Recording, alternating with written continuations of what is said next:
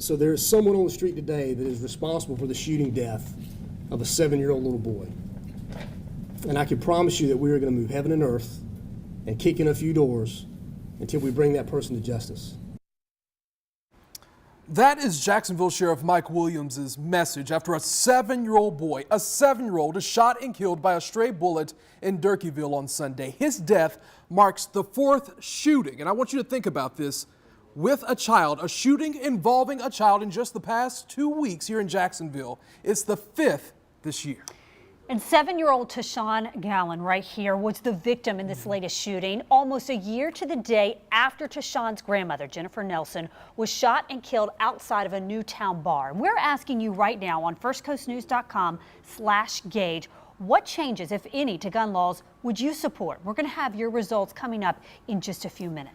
And this is what we know right now. So far, one man has been arrested in this latest shooting. 23-year-old Dominique Holcomb was arrested on a previous warrant for being a convicted felon in possession of a firearm. But another suspect is still out there somewhere on the run tonight. Yet to be captured. So First Coast News' Nick Perot today, he spoke with police and community advocates on what is the best way to solve this case and also to cut down on all this violence we're seeing in Jacksonville. Nick joins us now live. Heather, Anthony, good evening. Yes, Sheriff's Office out there wants to have, if you have any information on this, to of course call Crime Stoppers. But speaking with Sheriff Mike Williams, he says he believes that programs are currently already in place to help curb the violence and stands behind the fact that the training still needs to take place for those officers that were approved in the last budget. They won't kick in here until 2019. But I spoke with one councilwoman that says she had to go back to the scene today and find out exactly what needs to be done from those that live there. What do you see when you walk down here and you're seeing this? I see a lot of people who have no hope.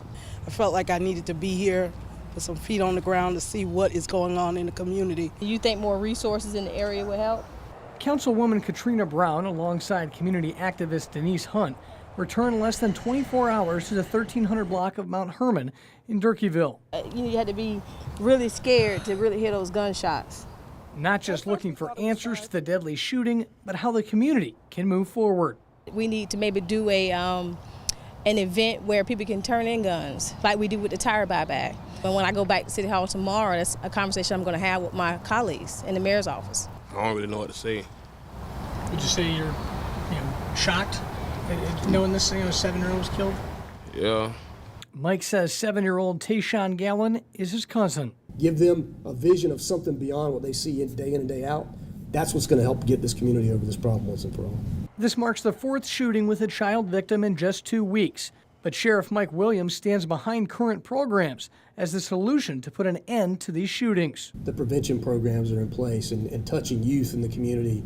You know, the Kids Hope Alliance and all the great nonprofits that are working in Jacksonville. That is an investment.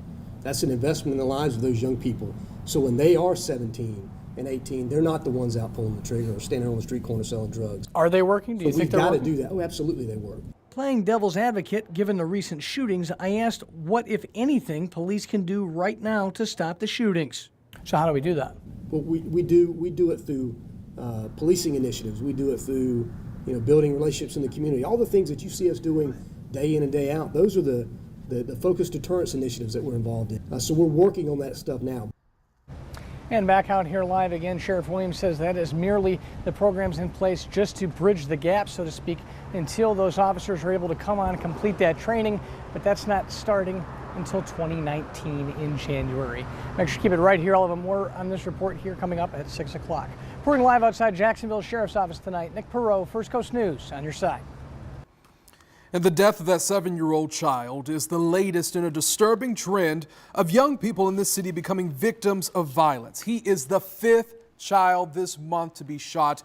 That includes 2 kids in a Mixontown neighborhood shot February 8th, a 15-year-old shot while riding his bike, and a 17-year-old while walking to school.